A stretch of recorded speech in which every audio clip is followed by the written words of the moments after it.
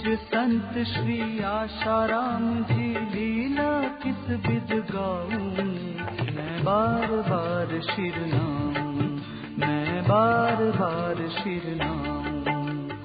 पूज्य संत श्री आशाराम जी लीला किस विध गाऊं, मैं बार बार शिरनाऊं, मैं बार बार शिरनाऊं। बापू आसाराम जी के बचपन का नाम आसुमल था।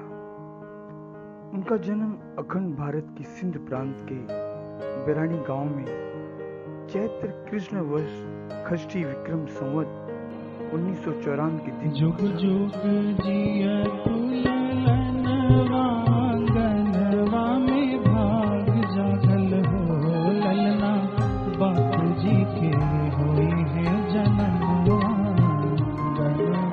भाग जागल हो। जुग जुग जिया तू ललनवा, आंगनवा में भाग जागल हो, ललना बापू जी के होई है जनमवा, आंगनवा में भाग जागल हो। उनकी माता महंगीबा, पिताजी थाउमल नगर सीट थे। बालक आसुमल को देखते ही उनके कुलगुरु ने भविष्यवाणी की थी कि आगे चलकर यह बालक एक महान संत बनेगा, लोगों का उद्धार करेगा।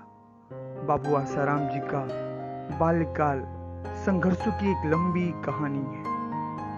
सन 1947 में भारत पाकिस्तान विभाजन के कारण अथाह संपत्ति को छोड़कर बालक आसुमल परिवार सहित अहमदाबाद आ बसे।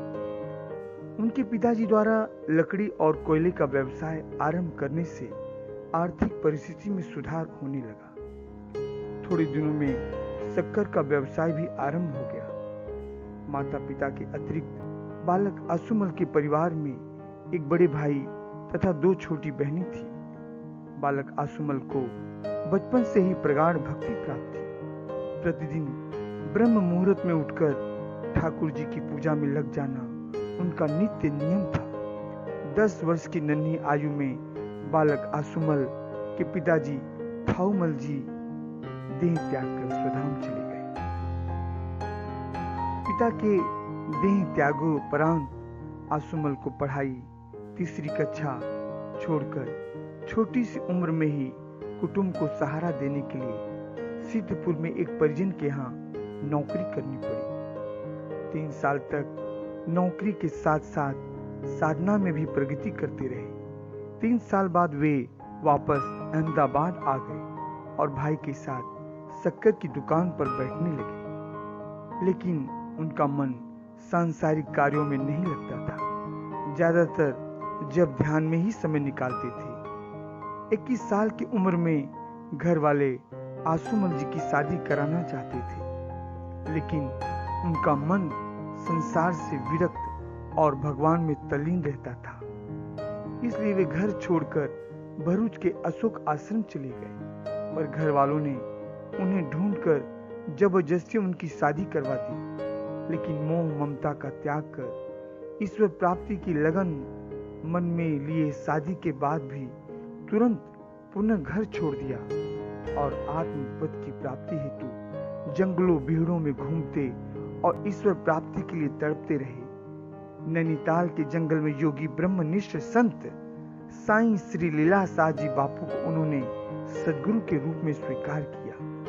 ईश्वर प्राप्ति की तीव्र तड़प देखकर सद्गुरु लीलाशाह जी का हृदय झलक उठा और उन्होंने 23 वर्ष की उम्र में सद्गुरु की कृपा से आत्म साक्षात्कार हो गया।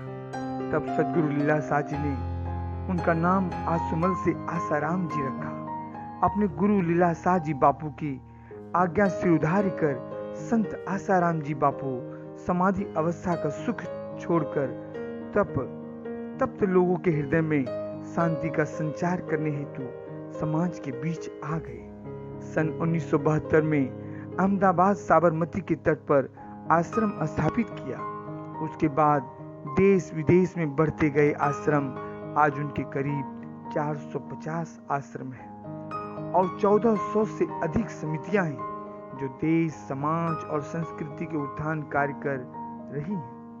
भारत की राष्ट्रीय एकता, अखंडता और विश्व शांति के लिए हिंदू संत आसाराम जी बापू ने राष्ट्र के कल्याणार्थ अपना संपूर्ण जीवन समर्पित कर दिया।